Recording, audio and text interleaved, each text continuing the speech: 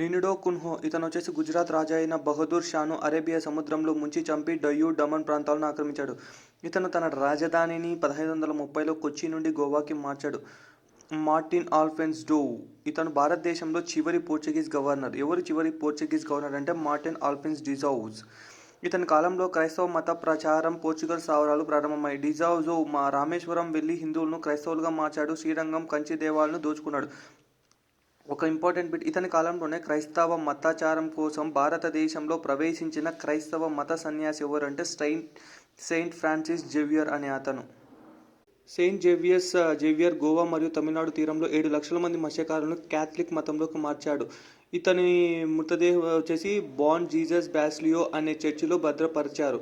Portuguese వారు నిర్మించిన ఈ చర్చిని యునెస్కో 1986లో ప్రపంచ వారసత్వ కట్టడం గుర్తించింది.